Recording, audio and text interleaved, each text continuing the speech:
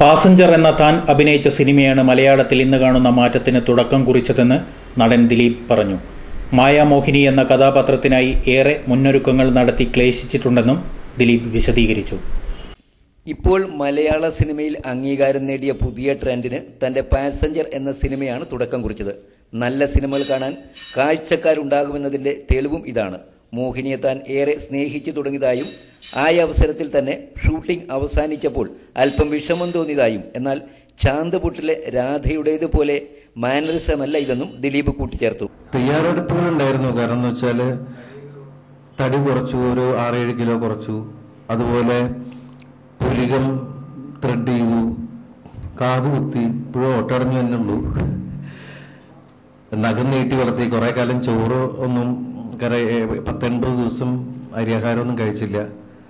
എനിക്ക് ഏറ്റവും ഇഷ്ടമുള്ള എന്താണ് ചോറ്. പക്ഷെ ഇതൊന്നും അതിന് വേണ്ടിയിട്ടുള്ള ഒരു എന്താ പറയുക സാക്രിഫൈസ് ചെയ്യുക അങ്ങനെ ഒരു അവസ്ഥ പറയുന്നല്ല, ഒരു കൊച്ചു വിശേഷം എന്നുള്ള രീതിയിലാണ്. കാരണം ജഗതി ശ്രീകുമാർ എത്രയും പെട്ടെന്ന് സുഖം പ്രാപിച്ച് തിരിച്ചെത്തണമെന്നാണ് മലയാള സിനിമ ആഗ്രഹിക്കുന്നത്. ലോകോത്തര നടനാണ് ജഗതി. അദ്ദേഹത്തെ പോലെ ഒരാളുടെ അഭാവം മലയാള സിനിമയ്ക്ക് ആലോചിക്കാൻ പോലും ആവില്ലെന്നും ദിലീപ് പറഞ്ഞു.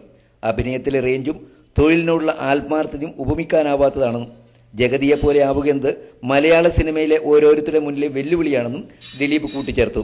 നമ്മൾ കണക്കെടുക്കുമ്പോൾ എത്ര വർഷം മുതൽ എന്ന് തുടങ്ങിയ അന്ന് മുതൽ ഇന്ന് വരെയും അത്ഭുതപ്പെടുത്തുന്ന ഇത്രയും ഡെഡിക്കേറ്റഡ് ആയിട്ടുള്ള ഒരു സീനിയർ ആക്ടറെ ഞാൻ എൻ്റെ ലൈഫിൽ കണ്ടിട്ടില്ല. കാരണം 5 മണിക്ക് ഒരു 4:30 മണിക്ക് വന്ന് കിടന്നാലും 5:30 മണിക്ക് എഴുന്നേറ്റ് നടന്നു വന്ന് 6:30 മണിക്ക് മോനെ റെഡി ഏത് വണ്ടി കയറണം എന്നാ ചോദിക്കുള്ളൂ. അതുപോലെ കൊണ്ടുവന്ന് നിൽക്കുന്ന ആളുകളും അതുപോലെ ഏത് സെറ്റിൽ വന്ന് എനിക്കൊന്നും ഒരിക്കലും ഒരു സിനിമ കഴിയാതെ അതിൻ്റെ ഇടയിൽ വേറൊരു വേഷത്തെക്കുറിച്ച് ചിന്തിക്കാൻ പറ്റില്ല, ടെൻഷനാവും. പക്ഷെ ഒരു ദിവസം തന്നെ 5 കഥാപാത്രങ്ങളായിട്ട് 5 ലൊക്കേഷനിൽ നിന്ന് അഭിനയിക്കുന്ന ഒരു ജഗതി ശ്രീകുമാർ എന്ന് പറഞ്ഞാൽ അത്ഭുതമാണ്. പ്രസ് ക്ലബ്ബ് ഭാരവാഹികളെ KN ബാബു, CK കുര്യാച്ചൻ എന്നിവരും മീറ്റ് ദി പ്രസിൽ പങ്കെടുത്തു.